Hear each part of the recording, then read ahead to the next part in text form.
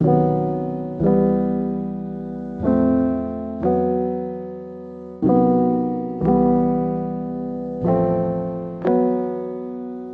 got 100 on my dash, got 200 in my trunk. Name in the grab bags, put my Bible in the trunk. Taco vodka on the top of my binocular, I'm drunk. How can I make them popular? Pop 'em when I want. See, I'm living with anxiety, ducking that sobriety. Fucking up the system, I ain't fucking with society. Justice ain't free, that's what justice ain't me. So I justify his name on the obituary. Why you wanna see it?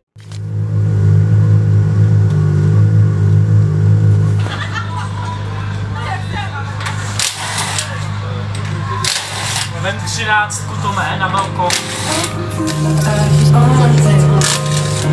Počkat, to je, že se nekouknou.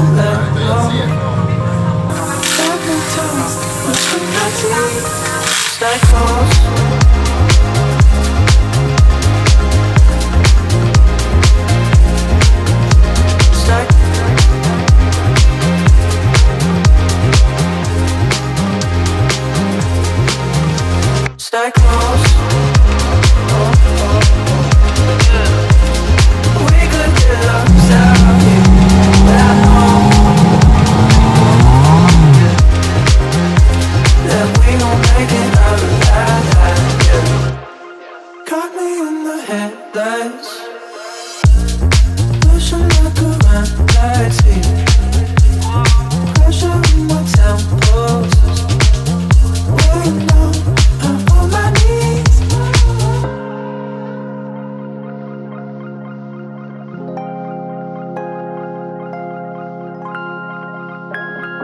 So I keep my right hand to the wall and my eyes on you. Stay close. We could get lost out here, but I know that we gon' make it out alive. Yeah. Close. We could get lost out here, but I know that we gon' make it out alive. Yeah. Takže vás tady zdravím u našeho druhého videa. Tentokrát už po třetí s novým autem v podstatě, protože nevím, jestli to víte, ale v Poříčí jsem znova letěl kolama vzhůru, takže jsme si zase mákli, dali jsme to všechno dohromady, stihli jsme i testování tady na trati, takže si myslím, že by to mohlo vypadat zítra moc hezky. Dneska máme za sebou, stihli jsme zaregistrovat gumy, technickou administrativu a vlastně to je asi všechno. Uvidíme zítra, jak to půjde.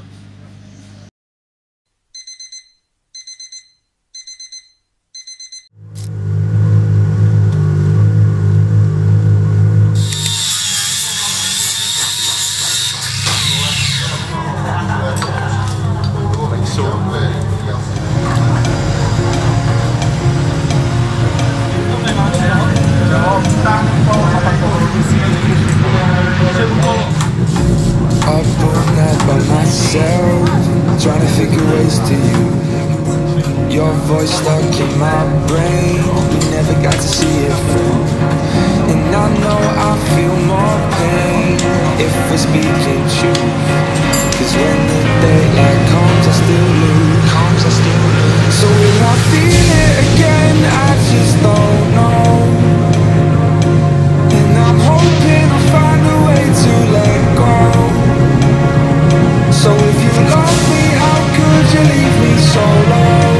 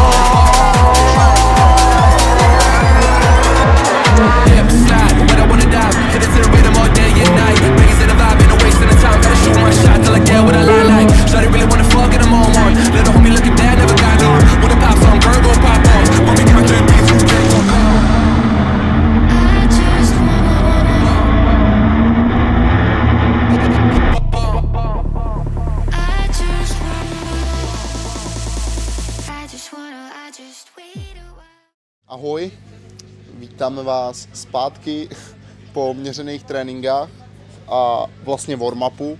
Ve warm-upu tak jsme zkoušeli jiný nastavení, což nám úplně nesedlo a málem jsem znova letěl po střeše, takže jsme to změnili jsme tlumiče, zase jsme to prohodili.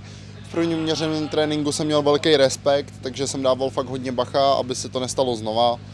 A zkoušeli jsme jiný nastavení, což nebylo úplně pomalý, ale já jsem na auto byl hodně opatrný vzhledem k tomu, že jsem k tomu měl takový respekt, takže jsme to na druhý měřený trénink zlepšili, předělali a v druhém měřeném tréninku se mi povedlo ulovit 7. místo.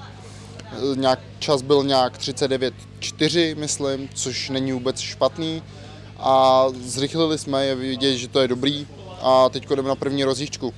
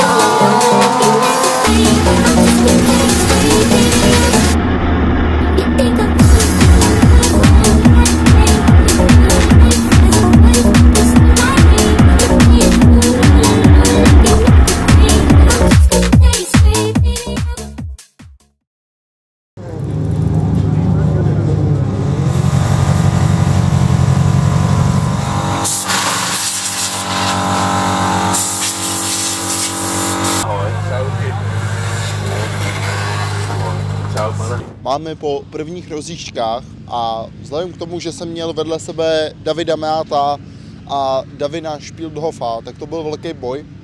Ale dostal jsem rozkaz od Simona, že nemám být agresivní a že to mám hlavně dovést. Jo. Sice jsem atakoval na tu druhou příčku, ale potom jako jsem si rozmyslel, když už jsem věděl, že by to mohl být riskantní předjížděcí manévr, že radši zůstanu třetí. Takže jsem na něm v podstatě celou dobu jel nalepený, teďko auto makalo krásně, fakt nám to fungovalo dobře, jsem s ním spokojený. Časy jsme měli jedny z nejrychlejších, takže jsem zvědavý na to, jak to bude vypadat zítra.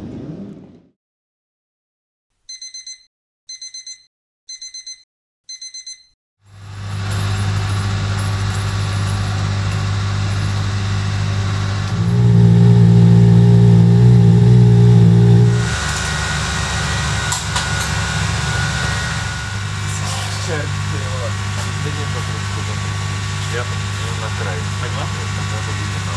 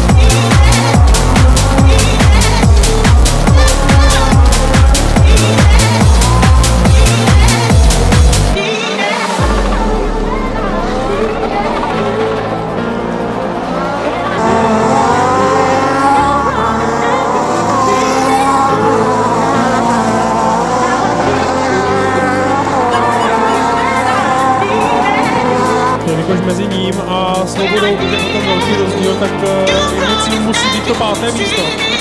Každopádně David Milák nám opět projel. Český závodník Tomáš Svoboda na krásném 3. místě a ztrácí na...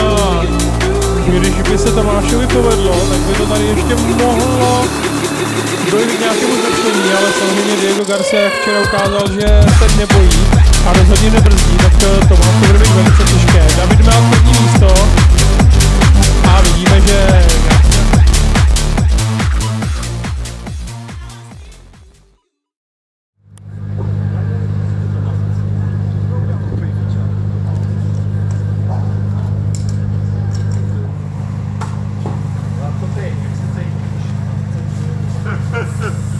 Vítám vás po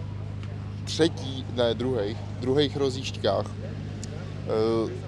Vzhledem k tomu, že jsme si zase vybírali z první řady jako poslední, tak mě postavili na prostředek, který byl brutálně mokrý. Takže i když jsem startoval fakt citovku, nízký otáčky, tak to absolutně neodjelo. Ale nevzdal jsem se. Byl jsem ve druhé řadě, jenže jsem potom byl schopný se z nějakého 5. místa dostat na 4. A ze 4. místa tak jsem jel za Davinem Špildhofem a za Diego Garciou, který dost bojovali. Já jsem toho pak dokázal využít, dostal jsem se na 3. místo a potom mi trošku začínaly selhávat brýle, takže na Garciu už jsem se nedostal. No. Takže to je asi tak všechno a uvidíme, jak dopadnou 3. rundy. First class, alright, put you on a one-way flight. I can get you here tonight. You know I can change your life. First class, alright, put you on a one-way flight. I can get you here tonight. You know I can change your life.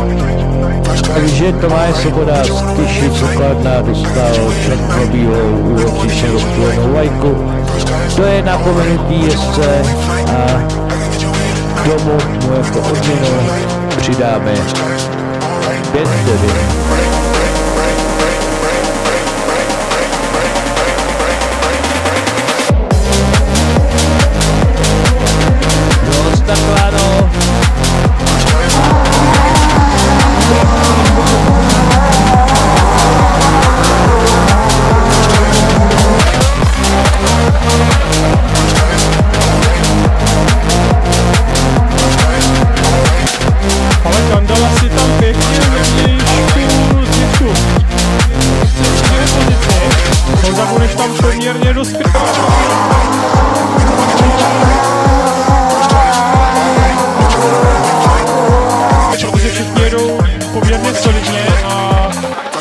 Zatím 5 vteřin by znamenalo Pepa Švort na krásném 2. místě a samozřejmě on moc dobře ví, že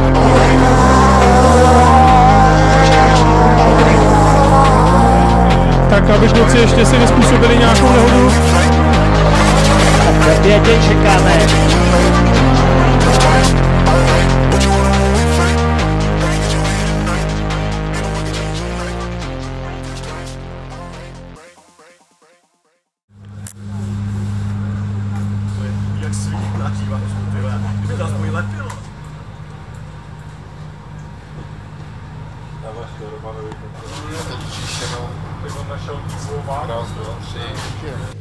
Máme po 3. rundách, po nepodařeném startu, kde jsem ho ulil, tak jsem dostal 5vteřinovou penalizaci, což nám samozřejmě moc nepomohlo, takže start se kvůli mě opakoval. Já jsem vystartoval, byl jsem na 3. místě, mám za to. Ze 3. místa jsem se dostal na 1. a vlastně po krásném souboji s Pepčou Švorcem tak jsme dojeli já 1., Pepča 2., 3. mám pocit, že byl Diego Garcia, takže jako celkově runda super. Auto bylo taky jako dobrý na ovládání a za chviličku běžíme na semifinále, takže držte palce, i když to uvidíte asi tak za 3 týdny.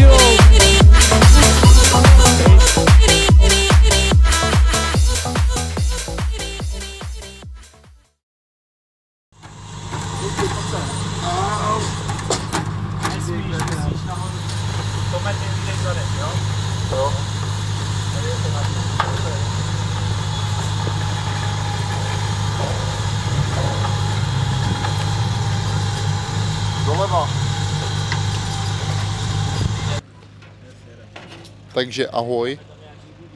Máme po celém závodě.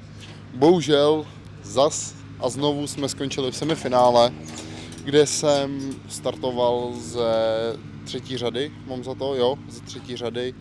A tahal jsem jako slušně, dostal jsem se dopředu, byl jsem na nějakém 6. místě. Předjížděli jsme se s Lukem Svobodou, potom ten jeden Španěl tak kličkoval přes celou trať, takže nám to docela stížilo ten závod s Lukem a Luky na to pak doplatil tím, že šel přes boudu. Vzhledem k tomu, že Luky je můj dobrý kamarád, tak já jsem ho viděl jít přes boudu a strašně jsem zabrzdil.